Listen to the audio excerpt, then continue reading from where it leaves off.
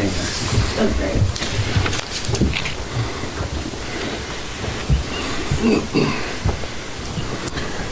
Good afternoon, everybody. A little bit of history before I get to what we're releasing today. I started the investigation into Arctic frost July 2022 based on whistleblower disclosures. Based on these disclosures, we know that weaponized taxpayer-funded agents and prosecutors advanced the investigation. As Arctic frost advanced, 92 Republican organizations or individuals were targeted, not just Trump. And they were added to its scope. And author of that targeting list was Special Agent Walter Giardino. He's the same weaponized agent who was involved in other cases against Republicans, including Peter Navarro. We've learned Jack Smith secretly obtained phone record data from at least 8 senators and 1 congressman.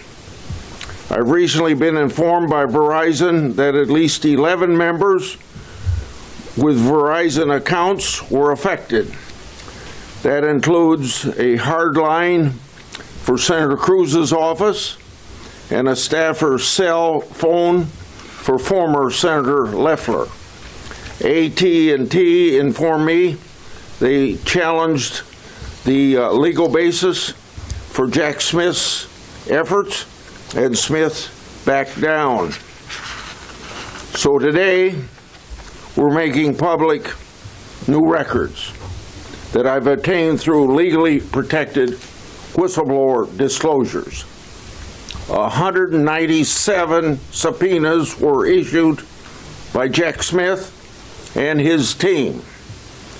These subpoenas were issued to 34 individuals and 163 businesses, including financial institutions. And one of the points of contact on many of these subpoenas was that person I previously named, Special Agent Walter Giardino.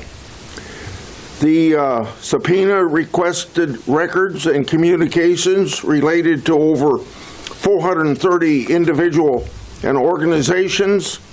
All of them appear to be aimed at Republicans.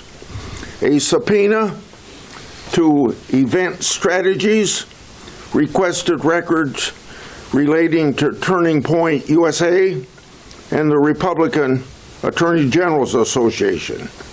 One subpoena to Apple sought records relating to Trump and the January 6th prison choir.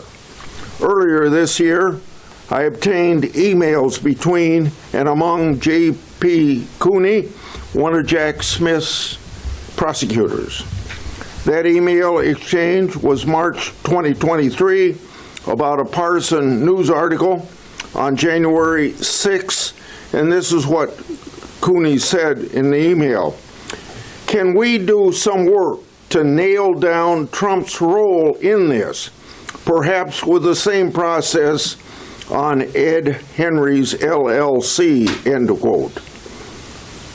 Just the next month, April 2023, Jack Smith and his team subpoenaed Apple for records relating to the very issue. A subpoena to an individual sought records and communications with, quote, any member, employee, or agent of the legislative branch of government, end of quote. Another subpoena to an individual sought records relating to communications with media companies such as CBS, Fox News, Fox Business, Newsmax, Sinclair, and others. Other subpoenas to a bank, individual, and businesses sought records relating to White House advisors Stephen Miller, Dan Scavino, Jared Kushner, and Lara Trump. Some subpoenas to individuals and businesses sought statistical data and analysis relating to donors and fundraising efforts. Arctic Frost was the vehicle by which FBI agents and DOJ prosecutors could improperly investigate the entire Republican political apparatus. Contrary to what Smith has said publicly, this was clearly a fishing expedition. If this had happened to Democrats, they'd be as rightly outraged as we are outraged. We're making these records public in the interest of transparency and so that the American people can draw their own conclusions. Senator Johnson. Thank you, Chairman Grassley. I want to thank the chairman. I want to thank his staff for their tenacity and their cooperation in all of our joint investigations. I think it's important to note that the records that we are now making public and for personal transparency were not obtained from the agency. They were obtained through a whistleblower.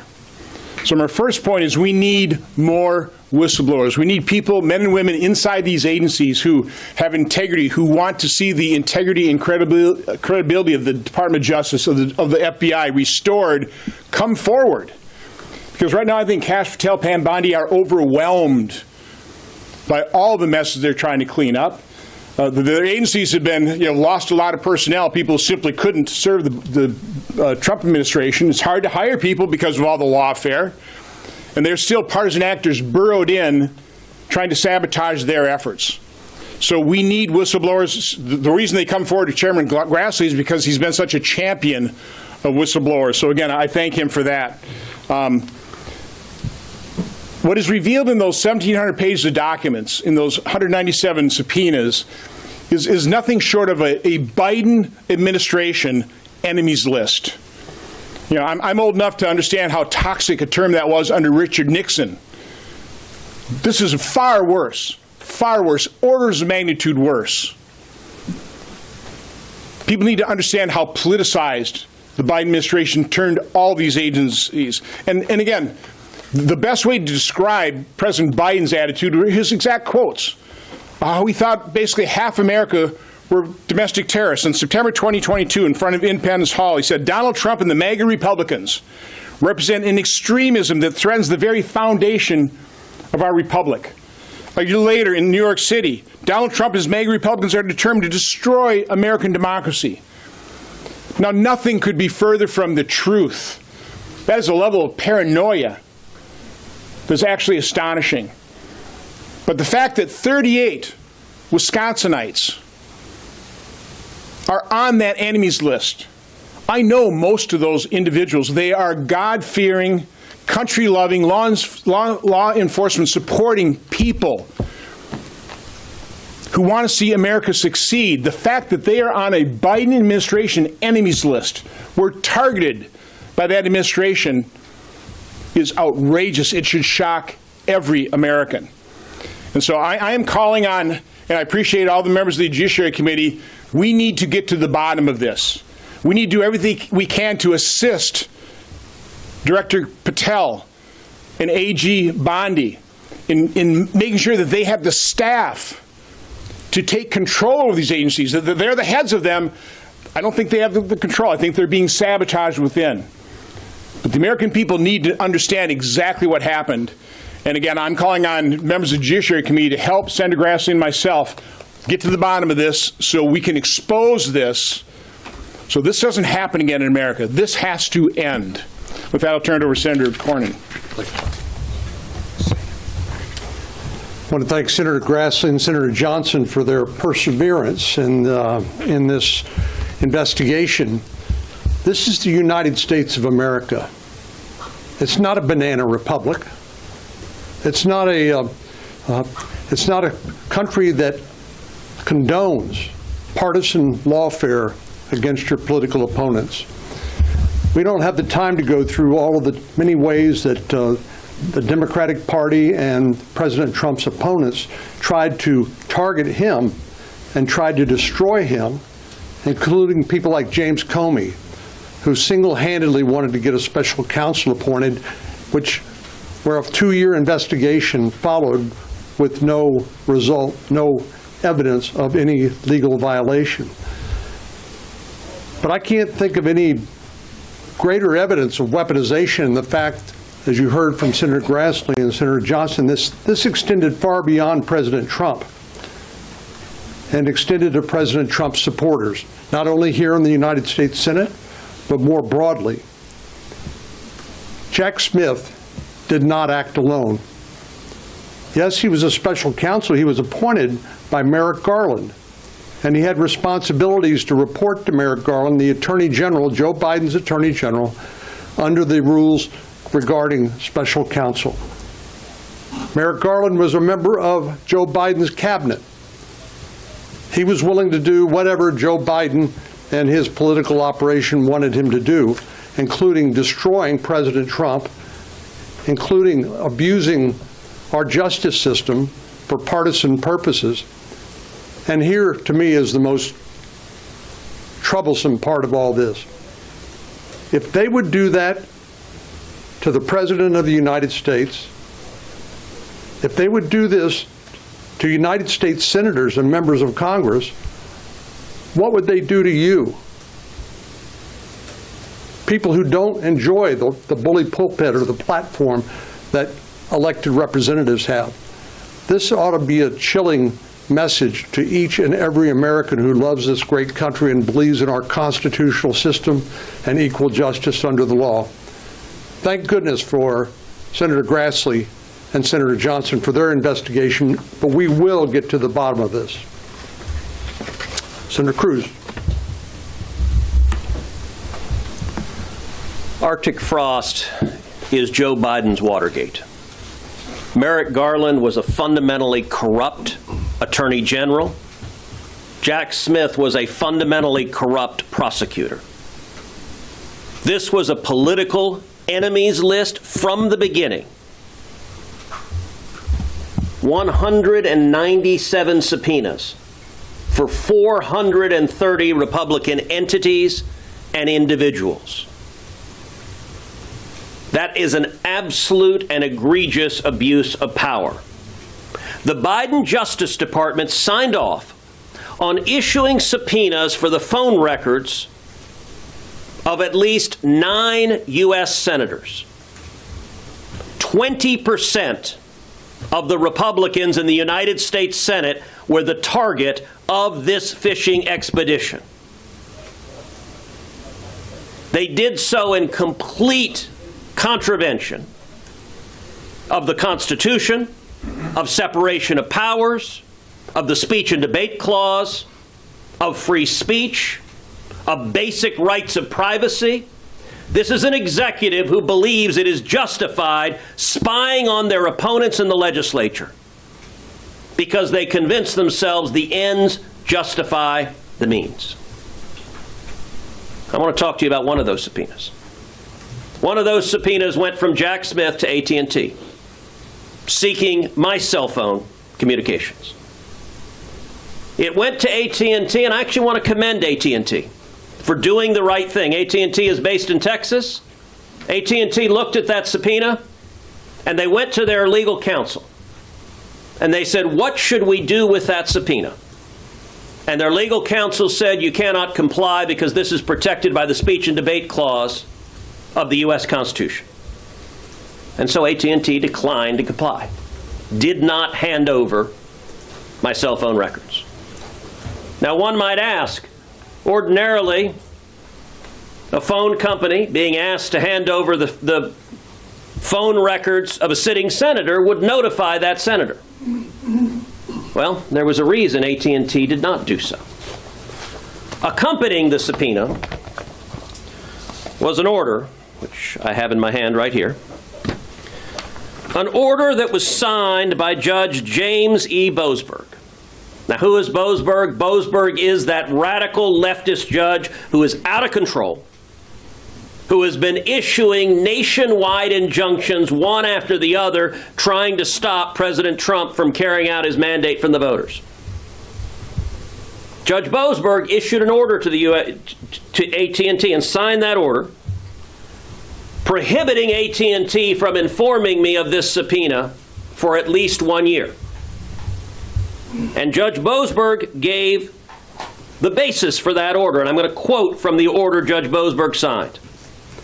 The court finds reasonable grounds to believe that such disclosure will result in destruction of or tampering with evidence, intimidation of potential witnesses, and serious jeopardy to the investigation. That's an order a judge signed. Now, I can tell you right now, there is precisely zero evidence to conclude that I am likely to destroy or tamper with evidence or to intimidate potential witnesses. Zero evidentiary basis for that. This order is an abuse of power. This order is a weaponized legal system. My assumption, we don't have the subpoenas that were issued for the other senators, but my assumption is Judge Boasberg printed these things out like the placemats at Denny's, one after the other. We don't know that for a fact, but I feel confident that he concluded it's likely that Lindsey Graham would destroy evidence, and Marsha Blackburn would destroy evidence, and Eric Schmidt would destroy evidence, and Chuck Grassley would destroy evidence. If a litigant makes a claim for which there is no factual basis, that litigant is subject to sanctions in federal court. And if a judge signs an order reaching a factual conclusion for which there is zero evidence whatsoever, that judge is abusing his power. I am right now calling on the House of Representatives to impeach Judge Boasberg. Judge Boasberg put his robe down, stood up and said, "Sign me up to be part of the partisan vendetta against 20% of the Republicans in the Senate." That is a dereliction of duty and a violation of the judicial oath. And I want to thank Chairman Grassley and Chairman Johnson for pursuing this tenaciously like a dog on a bone. We are going to get the answers of every person who signed off on this abuse of power, and mark my words, there will be accountability for these zealots who wanted to corrupt the Department of Justice and corrupt the judiciary in order to try to attack their enemies list. That is unconstitutional, it is immoral, and it is wrong. Senator Kennedy. I'm next. We didn't have you on the list. I think you said you were here. Well, I'm one of those senators that did have their records revealed. Verizon is my wireless carrier, and Verizon never challenged, never moved to quash. They complied with the subpoena that went forward on our records. Now, Ted talked about the speech and debate clause. This is also a violation of our First Amendment and Fourth Amendment rights. It is a violation of the separation of powers. It is a violation of the Stored Communications Act. I am looking forward to bringing Jack Smith before us.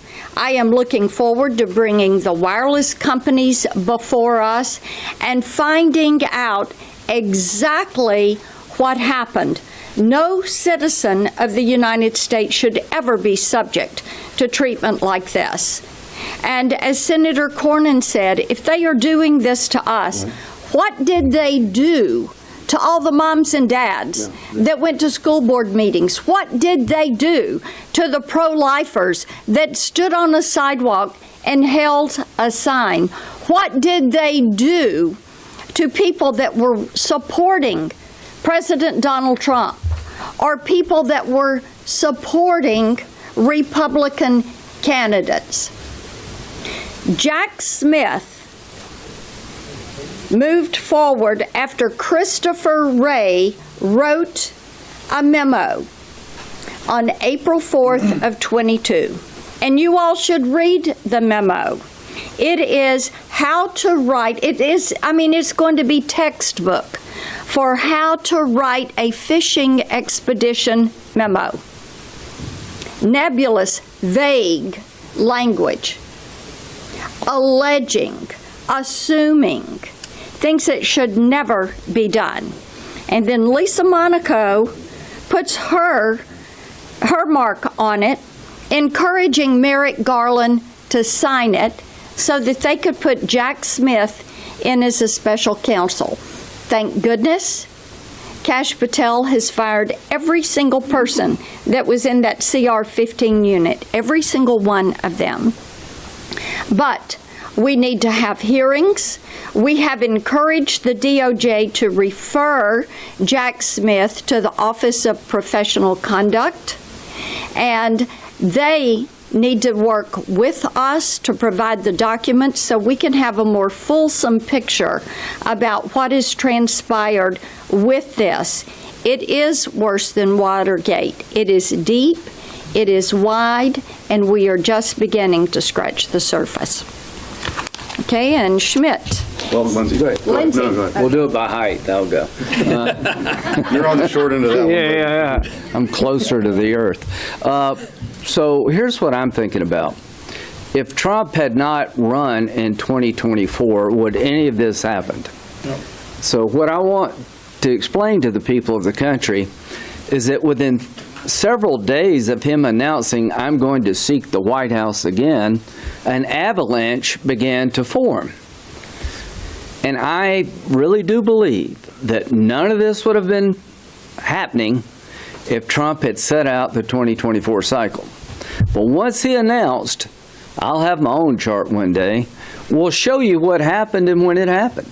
Within about 8 months of announcing, he had 91 felony charges against him in Georgia and New York and other places. So here's what I think. That when he said he wanted to have a political comeback, it triggered the Democratic machine to destroy him before he could ever get started.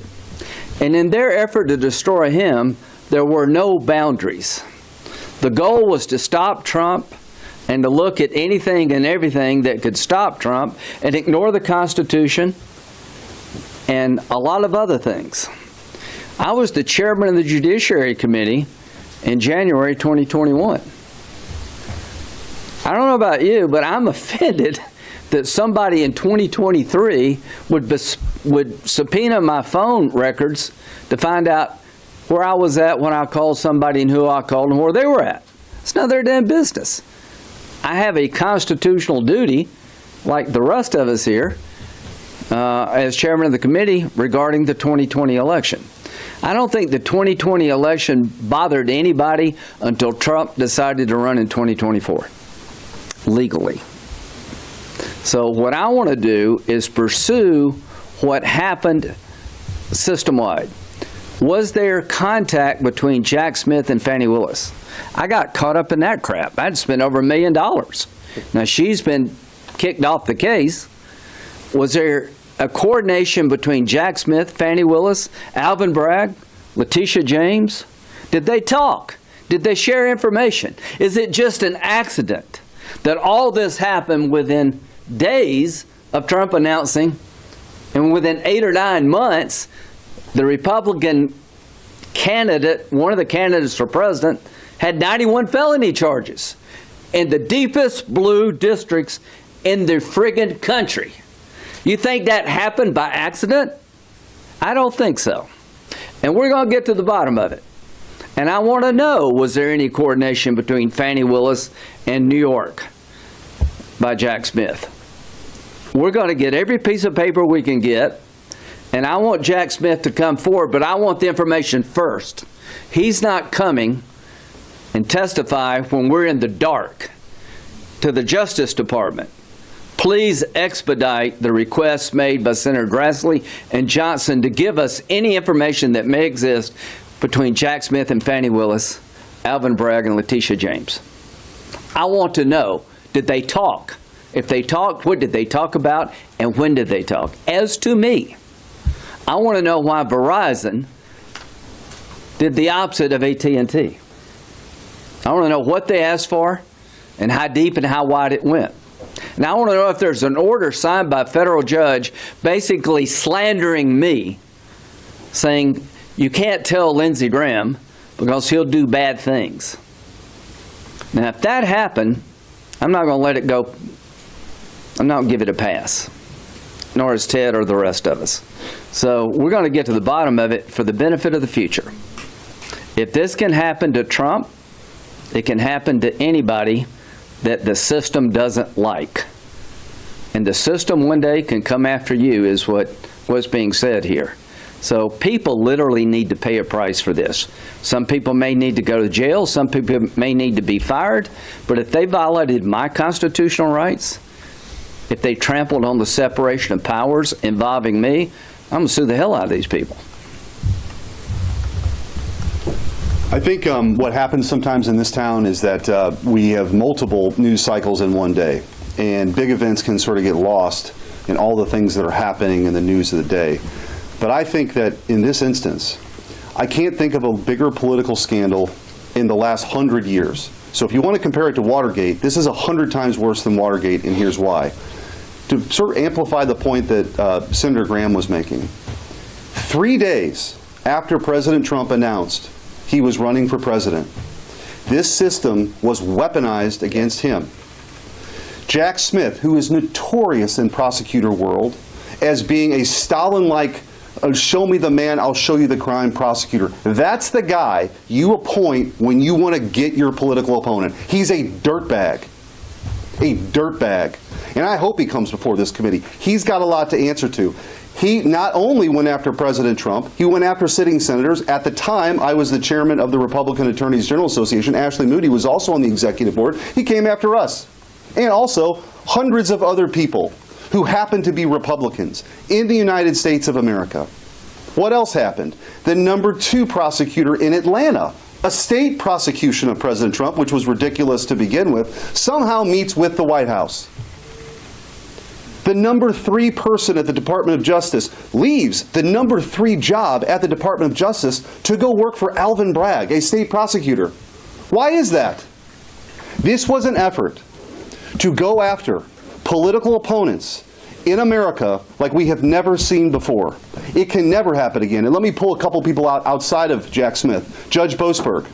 Judge Boasberg gave a speech about how he was going to thwart the Trump agenda before he got those cases. He was not the assignment judge. The D.C. courts have a daily assignment judge. He wasn't the assignment judge. He's on vacation. Somehow gets these cases at 1 in the morning. Was he tipped off? Did somebody tell him these cases against President Trump and his agenda now were coming? I don't know. We should find that out. But Judge Boasberg, what he did to Senator Cruz and maybe other senators, absolutely, and I don't say this lightly, absolutely is worthy of impeachment proceedings. There has to be accountability. The American people have heard a lot about this, and you're going to hear more. We should have Watergate-style hearings on this for months.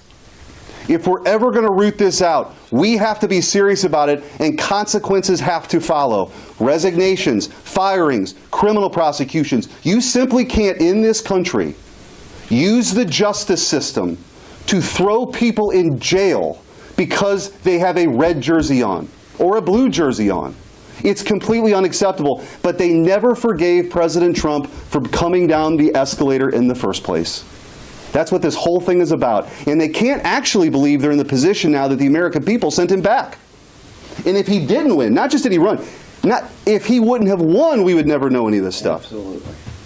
It's just the mere fact that he won, delivered a historic political comeback nobody alive today has ever seen. Is this an issue? So we have to actually do something about it, or it will happen again. I want to thank Chairman Grassley for his leadership, only because of the respect that he has with whistleblowers and his dogged determination and that of Senator Johnson are we even here today. And there's a lot more to come. This is just what we know right now. There's a lot more that's going to come. Well, we appreciate you hanging with us and paying attention as we went through all of this today. If you don't know me, I'm Ashley Moody. I am the most junior member of the Judiciary Committee. But I showed up in January. I've been here 9 months, and I cannot tell you how shocked I have been at what transpired under the last administration.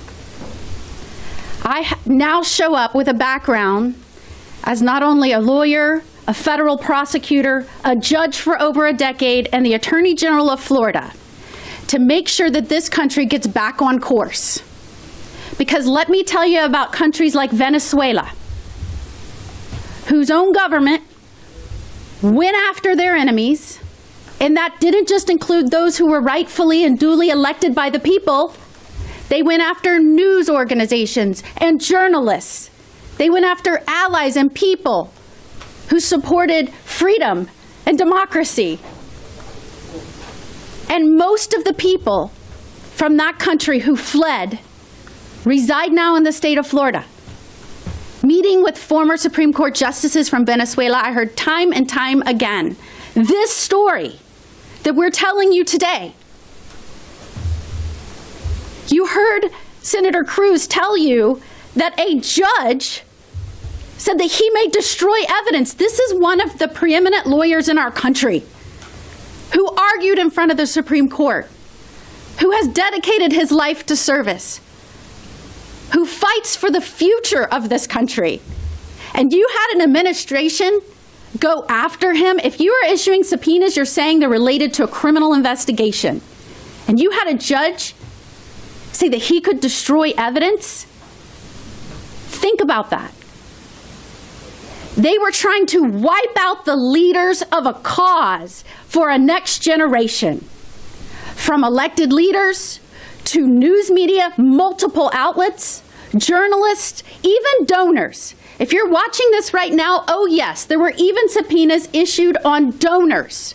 Your information. If you believed in a cause and thought so highly of it, those things that we stood for, and you put your money where your mouth was, your information was sought. So when you hear them say, imagine that they're doing this to us, they could do this to you, they did do it to you. And we only know this because the president was elected again. And I can tell you right now, you've heard them say we need to do our jobs, impeachment needs to be on the table. Impeachment wasn't just a theory or an idea or some hypothetical one day. If there was ever an instance to root out judges that were not following the law or not being independent or were not living up to their oath, this is it. Impeachment cannot be a scarecrow. We must use that tool to make sure the public can trust in our judiciary again, can trust in our justice system again.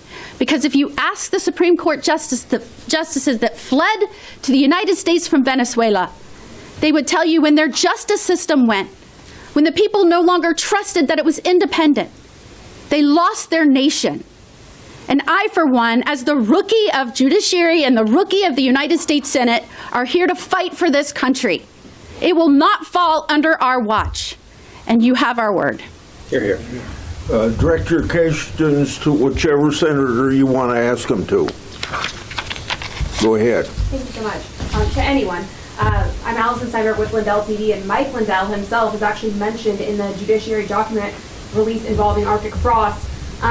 When can Lindell and really all other Americans know what to extent and by what means they were targeted and or surveilled in all of this? And will there be a full list release of every American that was involved? Well, I think my colleagues could speak to this as well, but I think that we're going to just prove what the government has tried to do. We get more documents to do it, and we don't know everybody that's probably been involved yet, but we've got evidence that too many people, and this process should have never gone ahead. Anybody else want to say anything? Okay, go ahead. Thank you, sir. I know we've had a lot of special counsels in recent years, and I know that you guys in the judiciary are planning on investigating this. Is this something that you think the Trump administration should appoint a special counsel to investigate? I'd love to handle that. Yeah. So having been involved in investigations now for about 10 years, the first thing I notice when there's a special counsel or a criminal investigation, we never get access to the information. And if crimes aren't charged, that all gets sealed, and the American public never knows what happened. So I've called on Kash Patel, Pam Bondi, do a rigorous internal investigation for the purpose of turning those documents over to Congress so that we can examine people, we can take testimony, we can hold hearings, so the American people know what happened. We bind this up in a legal process right away, we'll never know. So I am, at some point in time, criminal referrals, at some point in time, criminal investigations, prosecutions, or special counsels, but that should not be the first thing we should do. I would see this process, if a special counsel was appointed, whoever made that decision to appoint it, they'd want to shut down our investigation. Yes, over there. Senator Grassley, do you agree with your colleague that Judge Boasberg should be impeached? And if so, what do you think that process would look like? I'm sorry, I've got hearing problems, so speak louder. Do you agree with your colleagues that Judge Boasberg should be impeached, as they just mentioned? And if so, how would that process play out? With the hearings, you mean? Mm-hmm. Well, first of all, we want to make sure that we have all the documents, all the information that we can possibly get, so we know when these people that come before us, they know what to say or not to say, and we got to make sure that we got the documents so when they lie to us, we can challenge them. Can I say something about that? Impeachment starts in the House. And I think what Ted's saying is based on this order. He hopes the House will look at whether or not this judge abused his authority. I am 1,000% supportive of that idea. I cannot believe that a federal judge would sign an order informing a senator for a year regarding a request coming from Jack Smith because they think Ted Cruz would tamper with witnesses, withhold, or destroy evidence. That's unbelievable. What made you think that? What evidence did you have? That really did shut down the systems as it's supposed to. You're supposed to tell us when we have our phone records asked for. That's actually a law somewhere. Well, the judge overrode that.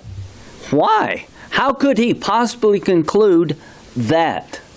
What evidence did he have? If there's no evidence, then I think he chilled the ability of Senator Cruz to be able to react in real time and violated the way this whole system's set up. They're supposed to call us. We had a judge's order saying, don't tell Ted for a whole year because Ted may destroy evidence and tamper with witnesses. That is BS. I hope somebody will look at that. And just one tweak, the judge didn't say I may destroy evidence. The judge signed an order that says the court finds reasonable grounds to believe that such disclosure will result in destruction of or tampering with evidence, intimidation of potential witnesses, and serious jeopardy to the investigation. And that is utterly without basis in fact. There was no evidence to support that. If the prosecutor made that representation, the prosecutor perjured himself. Amen. And I'd bet $20 this judge cranked out an order like that for every single senator down up here. We just happen to have mine, but it's boilerplate. If you're a Republican, you're on the enemy's list, I find that you will destroy evidence. And so we're going to let the executive surveil you without Congress ever knowing about it. Let me apologize to you for not hearing your question right. Sir. Can we talk about a little bit about what these subpoenas were looking at, what they were trying to pull back? Are we talking about fundraising around January 6th? We just didn't really get a clear understanding of what those subpoenas were, what they were trying to look at in these Republican organizations. Well, an awful lot of it was about the elector case, which you have to understand. I mean, in Wisconsin, we had an alternate slate of electors. We had probably the most experienced and knowledgeable election attorney Judge Troupas, handled the president's case. He thought it in the best interest of his client that he would appoint an alternate slate of electors. So that if he prevailed, he wouldn't end up like Al Gore before the Supreme Court. Well, even if you win, you don't have an alternate slate of electors. They tried to criminalize that. Even though our Attorney General's office said that there's nothing improper about that alternate slate of electors, the news calls those fake electors, the Attorney General now of Wisconsin is trying to put Judge Troupas away for life. He's trying to criminalizing. He's indicting him on felonies.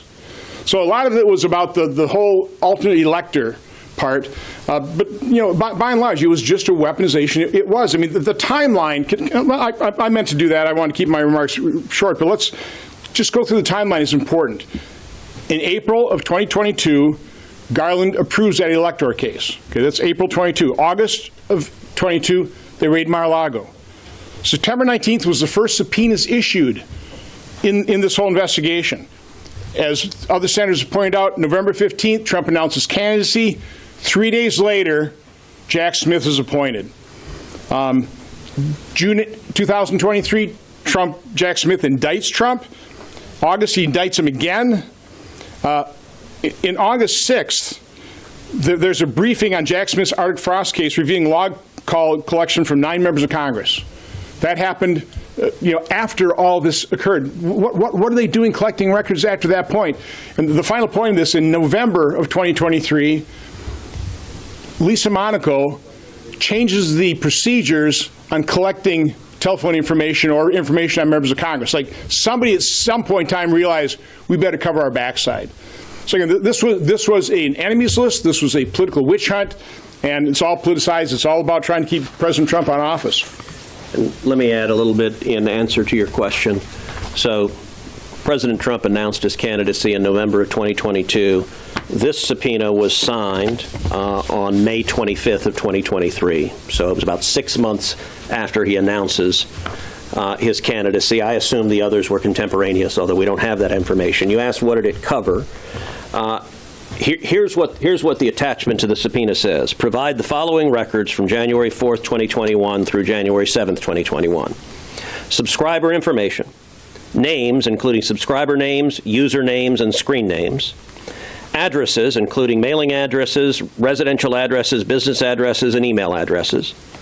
All call detail records, including but not limited to detail records for inbound and outbound calls, text messages, direct connect, and voicemail messages. So every text that a sitting senator received, every text that a sitting senator sent, every voicemail that you had, all of the data the phone company had.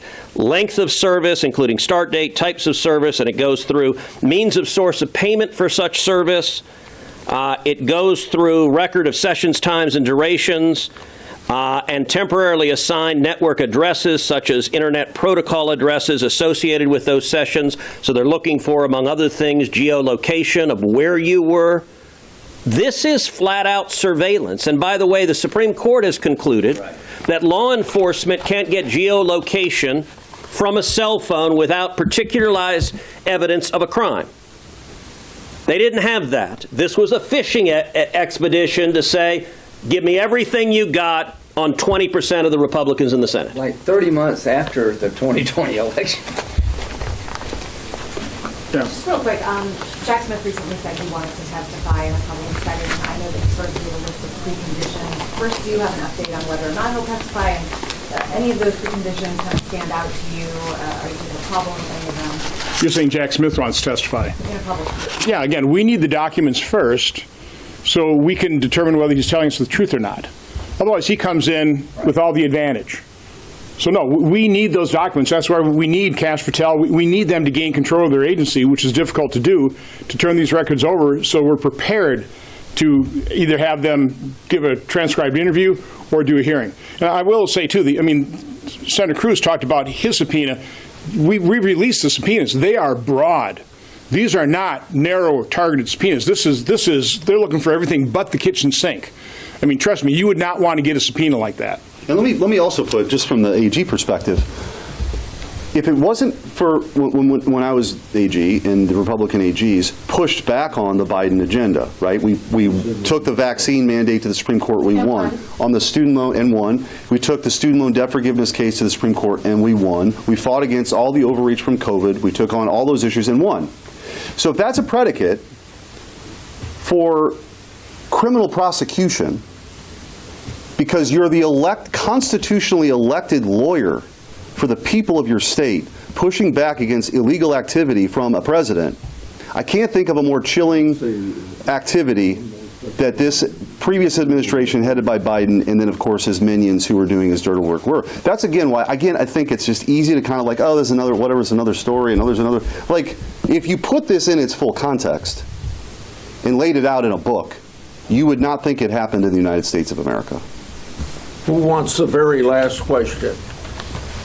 You. Thank you.